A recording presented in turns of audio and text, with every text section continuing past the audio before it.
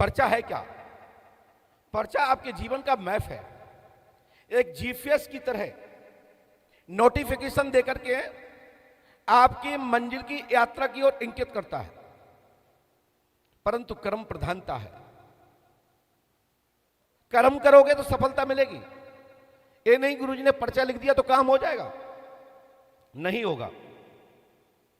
Doctor दवा लिख सकता है।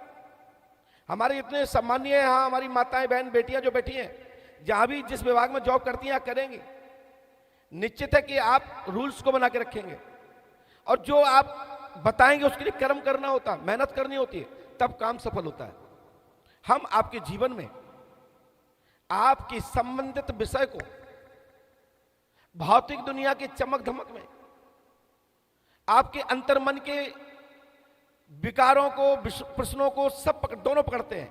आपके अंदर विकार कहां है, आपके अंदर पवित्रता कहां है, आपके अंदर रुकावट कहां है, किस कारण से जीवन में गति अवरोध है, हम उन पर प्रकाश डालते हैं। यदि कोई बाहरी बाधा है जिसको बोलते हैं अदृश्य, इसका कोई थर्मामीटर नहीं है, इसकी कोई भी मशीनरी यंत्र नहीं, कोई परा या अदृश्य कोई आत्मा के विषय में पता लगा सके। यह बिलीव मत, श्रद्धा एवं विश्वास, आपके समर्पण से ही ये आशीर्वाद और दुआ फलीभूत होती है। आपके मन में क्या चल रहा है? मैं प्रयास करूंगा कि मैं माइक बंद कर लूंगा, लेकिन पहली बार मैं यहां आया हूं तो लोग जितने सुन रहे हैं उन्हें पता होना चाहिए कि प्रश्न क्या कहा, कौन सा प्रश्न रखा गया अमुक व्यक्ति की तरफ से और गुरुजी ने क्या बताया।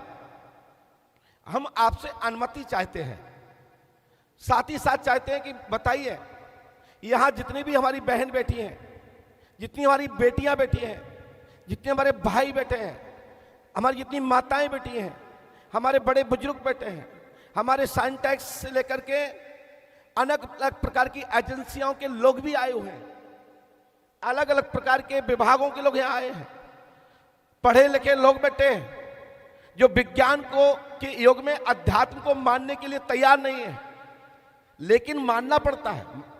अध्यात्म नहीं होता तो कोई पूछता भी नहीं, पराशक्ति नहीं होती तो आप यहाँ आई नहीं होते, बीमारी नहीं होती तो आप हॉस्पिटल नहीं जाते, होता तो है, जब स्वयं पे पड़ती है तो सब मानते हैं।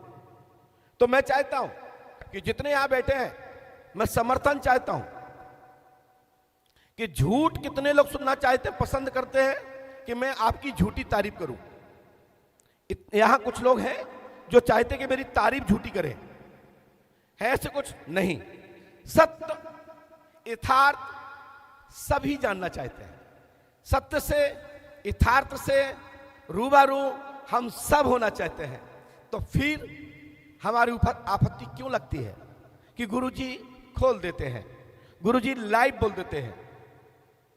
मैं चाहता हूं, मैं प्रयास करूंगा, मैं आया ही सुधारने के लिए है। यदि आपके अंदर कोई कमी नहीं होती, आपके अंदर कोई परेशानी नहीं होती, तो क्या आप मेरे सामने बैठे होते? कुछ ना कुछ जीवन के भविष्य के कैरियर में कहीं ना कहीं कोई रुकावट है, शरीर में कहीं ना कहीं दर्द, पीड़ा, कष्ट है, उसके निवारण पाने के लिए आप दरबार में उपस्थित हुए हैं। मैं आपको बता दूं, पंडोकस का दरबार वो दरबार है जो त्रिकालदर्शी दिव्य दरबार जिसे कहा गया है। सत्य यह है कि मैं त्रिकालदर्शी नहीं हूं, त्रिकालदर्शी स्वयं हनुमान जी सरकार है, संकट मोचन है, जिनके पिता, जिनके अंश हनुमान जी हैं, शंकर स्वयं केसरी नंदन, भगवान भोले के अलावा इस दुनिया में कोई त्रिकालदर्शी नहीं है। हम सब तो एक नेटवर्क, हम तरंगों का अनुसरण करते हैं जो वायुमंडल में जितनी भी हमारी उच्छ्वासें निकलती हैं, सांसें निकलती हैं, सब परमात्मा के कैमरे में रिकॉर्ड हो रहा है। हम उसी रिकॉर्डिंग को खंगालते हैं। जैसे कोई घटना घट जाती है तो एजेंसियां, कंपनियां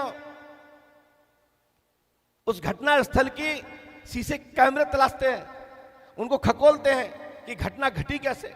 उसी प्रकार से मैं आपके जीवन के कैमरे को खकोलता हूं, आपकी वो हार्ड डिस्क को खकोलता हूं, फिर उसके समझाने का प्रयास करता हूं कि ये परेशानी आई तो इन कारणों से आई, यहां हमारी चूक हुई, इसलिए हमारे जीवन में गति अवरोध आया।